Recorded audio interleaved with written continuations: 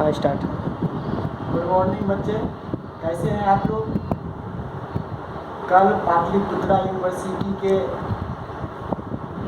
Side से एक letter issue हुआ है, उसमें ऑनलाइन स्टडी के लिए बोला गया है। तो उसमें हम लोग 16 अप्रैल 2020 से ऑनलाइन स्टडी मटेरियल आप लोगों को हम प्रोवाइड करेंगे। इसके लिए पहले हम डायरेक्टर राहुल सर से ये डिस्कस कर चुके थे इस ऑनलाइन स्टडी के मटेरियल के बारे में। तो ये सबसे पहले हम लोग ऑनलाइन स्टडी पे जाते हैं। तो ऑनलाइन स्टडी है ये, उसको यूनिवर्सिटी एक नया नाम इशू किया हुआ ई कंटेंट, इसको हम लोग ई लर्निंग के रूप में देखेंगे। ठीक है, उसको एक हम लोग आज एक ई कंटेंट या ई लर्निंग जो है उसको एक हम न्यू नाम दे रहे हैं, हैप्पी लर्निंग। यानी कि हम लोग घर बैठे सुरक्षित होकर ही हैप्पी लर्निंग माने खुशी से शिक्षण अध्ययन सीख सकते हैं। बच्चे तो हम लोग लास्ट क्लास जो हुआ था C3 पेपर में लर्निंग एंड टीचिंग होता है, और C3 के अकॉर्डिंग हम लोग यूनिट 1, यूनिट 2 और यूनिट 3 ये हम कंप्लीट कर चुके हैं। अब हम लोग नेक्स्ट चैप्टर पर चलेंगे, यूनिट 4 पर।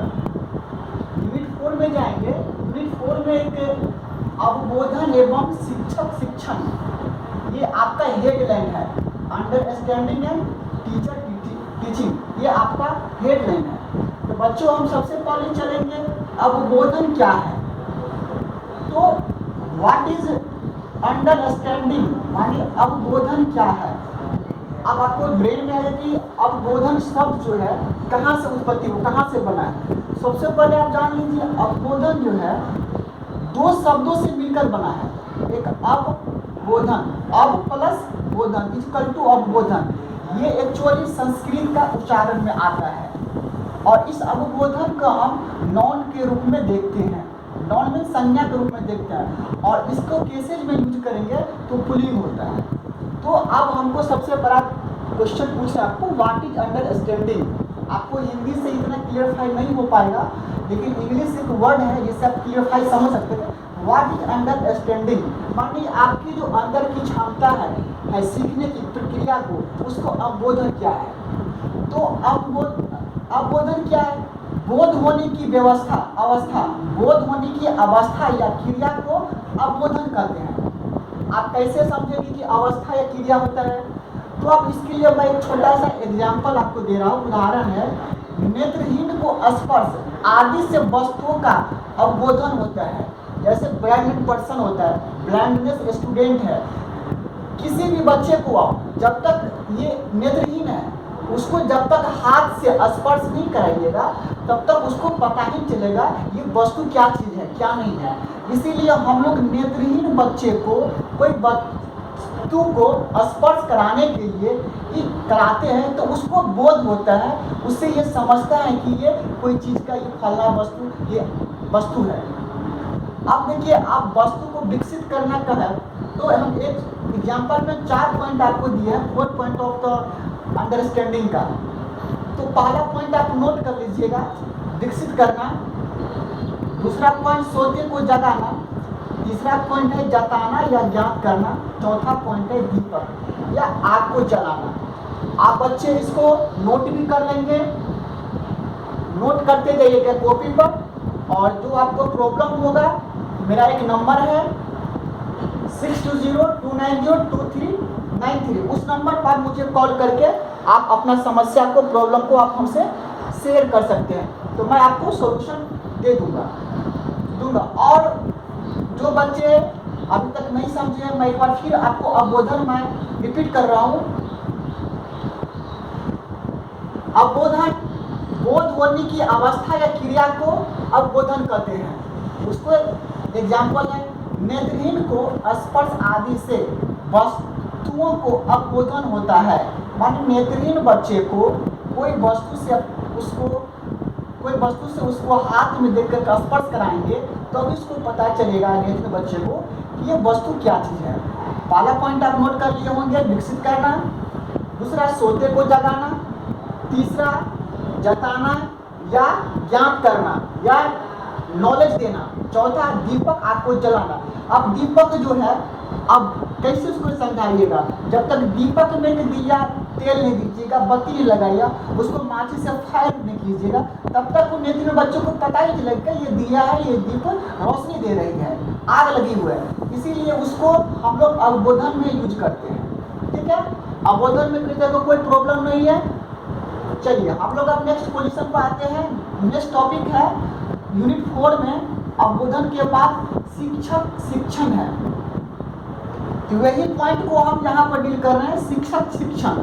मानी एक टीचर जो होता है उसको टीचिंग करने के लिए क्या नॉलेज होना चाहिए, क्या क्वालिटी होना चाहिए।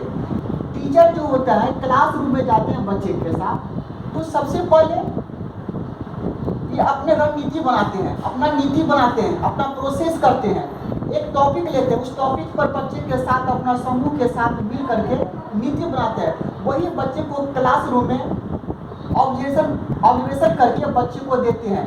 तो इसको टीचर टीचिंग का एक ऐसे पॉइंट में लिख सकते हैं, उन नीतियों को, परिणामों को, आदि के समूह को अध्यापक शिक्षण कहते हैं।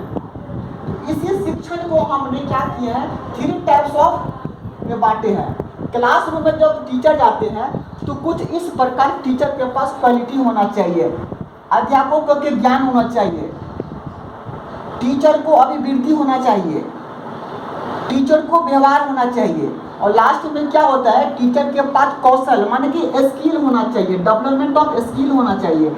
और एक पॉइंट है डेवलपमेंट ऑफ नॉलेज, ज्ञान होना चाहिए, बुद्धि होना चाहिए। तभी बच्चे और एक टीचर के रूप में कंफर्टेबल होगा और क्लासरूम का माहौल बहुत शांति रहेगा। इसीलिए बच्चे टीचर को skillful knowledge, skillful development knowledge बनाए रखने, क्लास में रखना चाहिए। शिक्षण करने के लिए क्लासरूम में आपको 4 एलिमेंट ऑफ टीचिंग, ये जो लास्ट पॉइंट देख रहे हैं, शिक्षण के 4 तत्व होते हैं, 4 एलिमेंट ऑफ टीचिंग होते हैं। क्लासरूम में टीचर को होना कंपलसरी है, दूसरा स्टूडेंट को होना कंपलसरी है, तीसरा शिक्षण, अधिगम की प्रक्रिया मान अधिगम मीन्स होता है शिक्षण, क्योंकि हम लोगों का बुक के जो C3 पेपर है इसका नाम ही है लर्निंग एंड टीचिंग, माने अधिगम है। तो अधिगम को शिक्षण माने कि सीखना एक प्रक्रिया होता है, ये शिक्षण के विधि से बच्चे को सिखाया जाता है। और अंत में चौथा एलिमेंट होता है अधिगम स्थिति, माने कि आपके पास जो क्वालिटी है, सिखाने के जो क्वालिटी है, कितने अच्छा है, कितना अच्छा तरह से आप बच्चे को अधिगम स्थिति में आपको ले जाते हैं। तो ये हमने आपको शिक्षक शिक्षण के माध्यम से दिए हैं। जो बच्चे अभी तक नोट नहीं किए हैं, एक बार मैं शिक्षक शिक्षण का फिर रिपीट कर दे रहा हूँ, प्लीज उसको नोट कर ले। और नेक्स्ट क्लास में हम लोग आएंगे तो फिर उसे जल्द ज़्यादा टॉपिक को हम लोग डिस्कस करेंगे। अभी आपका मैं हेडलाइन जो पॉइंट है आपका अवबोधन एवं शिक्षक शिक्षण और अंडरस्टैंडिंग एंड टीचर टीचिंग, मैं उसी पर मुख्य रूप से आप लोगों का फोकस किया हूँ। और 4 एलिमेंट ऑफ टीचिंग के बारे में मैं एक डायग्राम दे रहा हूँ अभी, तो मैं फिर से एक बार रिपीट कर देता हूँ। शिक्षक शिक्षण माने कि टीचर टीचिंग, उन नीतियों क्रियाओं के आदि के समूह को अध्यापक शिक्षण कहते हैं। माने शिक्षण क्या करते हैं, टीचर क्या करते हैं, एक नीति बनाते हैं, एक प्रोसेस बनाते हैं, और क्लासरूम में स्टूडेंट का समूह होता है, उस समूह में शिक्षक शिक्षण देते हैं। तो इसके लिए शिक्षकों के पास अध्यापकों को नॉलेज होना चाहिए, दूसरा अभिवृद्धि होना चाहिए, तीसरा व्यवहार होना चाहिए, और इसके साथ साथ पढ़ाने की जो कौशल होते हैं, स्किल होता है, ये टीचर में 100% होना चाहिए। क्योंकि आप टीचर जो क्वालिटी देंगे वही क्वालिटी आप लेंगे, वही क्वालिटी से आप बच्चे को पढ़ाएंगे। इसीलिए development of knowledge, present of mind आपको बहुत फोकस करता है टीचर और टीचिंग पर। ये टीचर के लिए 100% होना जरूरी है। और टीचर जब क्लासरूम में बच्चे जाते हैं तो शिक्षण के 4 तत्व होते हैं, 4 एलिमेंट ऑफ टीचिंग होते हैं। मैं पहले भी डिस्कस कर चुका हूँ। ये 4 पॉइंट जो है ये क्लासरूम को कंफर्टेबल करते हैं, बच्चे को ऑब्जर्वेशन करते हैं। ऑब्जर्वेशन दूसरा कोई नहीं करता है, ऑब्जर्वेशन जो चीज़ होते हैं ये बच्चे खुद करते हैं, खुद एनालिसिस करते हैं इस टीचर के पास शिक्षक, क्लासरूम में शिक्षक होना चाहिए, स्टूडेंट होना चाहिए। तीसरा, शिक्षण अधिगम प्रक्रिया होना चाहिए और अधिगम की स्थिति होना चाहिए। बच्चे, ये हम आपको एक नोट दिए हैं और एक हम आपको डायग्राम के अकॉर्डिंग आपको समझा रहे हैं। लर्निंग एंड टीचिंग में एक डायग्राम आता है और टीचर और स्टूडेंट के बीच से कंफर्टेबल होता है, एक कॉम्बिनेशन होता है कि किस टाइप से कॉम्बिनेशन हम लोग बनाते हैं। एक सबसे पहले छोटा सा आकार का एक आवृत्ति बनाएंगे। सबसे पहले ऊपर में हम लोग लिखेंगे अधिगम। अधिगम मीन्स क्या होता है? सीखना होता है। बच्चे को एक छोटे छोटे चीज़ से दिया जाता है, इसीलिए हम लोग सबसे पहले बच्चे को सीखने के लिए छोटा वर्ड और अट्रैक्टिव वर्ड यूज करते हैं। इसीलिए हम लोगों का एक छोटा आवृत्ति के रूप में पहले देखते हैं, छोटा समूह लेते हैं, उसमें अधिगम करते हैं। उसके नीचे क्या करते हैं? अधिगम के बाद प्रक्रिया करते हैं, प्रोसेस करते हैं कि बच्चा को किस टाइप से हम एजुकेशन दें, किस टाइप से पढ़ाए कि बच्चा का जो प्रोसेस होता है समझने में उसको आसानी से समझे। देखिएगा छोटा सा गोला वृत्त बनाए हुए हैं, उसमें भी एक छोटा गोला वृत्त बनाए हुए हैं। ये छोटा जो राउंड गोला देख रहे हैं वृत्त आकार के। और अधिगम और प्रक्रिया के बीच में हम थोड़ा सा डॉट दे रहे हैं। ये डॉट हमारे बच्चे को, बच्चा संकेत करते हैं बच्चे, ताकि बच्चा जो है एक पहले छोटा छोटा चीज़ समझे, उसके बाद बड़ा समझे। तो ये पहले छोटा टाइप का आकृति लेंगे। जब ये छोटा आकृति बड़ा में विस्तृत होगा, एक बड़ा सा डायग्राम आपको दे रहा हूँ आकृति का। तो एक क्या होता है, सबसे पहले इम्पोर्टेंट रोल होता है टीचर का, जो कि अध्यापक का रोल होता है। जब अध्यापक क्या करते हैं, पहले खुद को अपना एनालिसिस करता है, अपना नीति बनाता है, प्रोसेस करता है, प्रक्रिया करता है। उसके बाद बच्चे के समूह में जाकर के छात्रों को नॉलेज देता है। बच्चे, ये आप डायग्राम समझ गए। सबसे पहले हम लोग का कोई भी अध्यापक टीचर होते हैं, पहले अधिगम करते हैं, पहले खुद सीखते हैं, खुद एनालिसिस करते हैं, खुद ऑब्जर्वेशन करते हैं, खुद नीति बनाते हैं खुद नीति बनाते हैं, उसके बाद प्रोसेस करते हैं, प्रक्रिया करते हैं। उसके बाद एक छोटा सा आकृति फिर मध्य गोला करते हैं, फिर गोला करते हैं और छोटा सा एक बिंदु लेते हैं। इस देखते हैं एक बिंदु में गोला दिया हुआ है, इस गोला में बच्चे को प्रोसेस प्रक्रिया होते हैं। तो टीचर पहले अपना पूरा प्रक्रिया कर लेता है। एक तब क्लासरूम में जब टीचर जाते हैं तो बहुत बड़ा आकृति होता है, उसमें 50 बच्चे का, 100 बच्चा का समूह होता है। उस बच्चे में छात्रों के साथ अपना ऑब्जेक्शन, अपना नीति, जो नीति आपको मैं बताया हूँ कि टीचर के पास नॉलेज होना चाहिए, अभिवृत्ति होना चाहिए, तीसरा व्यवहार होना चाहिए, टीचर के पास नॉलेज ऑफ क्वालिटी होना चाहिए, टीचर के पास स्किल ऑफ डेवलपमेंट होना चाहिए, प्रेजेंट ऑफ माइंड होना चाहिए। और क्लासरूम में ये 4 एलिमेंट्स, शिक्षक, टीचर, शिक्षण और अधिगम स्थिति होना चाहिए। ये सारी कॉम्बिनेशन टीचर में होना चाहिए, तभी अंडरस्टैंडिंग में टीचर और टीचिंग का एक समावेशन बनता है और उसी के हम लोग शिक्षण अधिगम प्रक्रिया करते हैं। बच्चों, आज हम लोग क्लास में अवबोधन एवं शिक्षण प्रणाली को जाने हैं। ये हमारे हेडलाइन है कि अवबोधन एवं शिक्षण क्या है।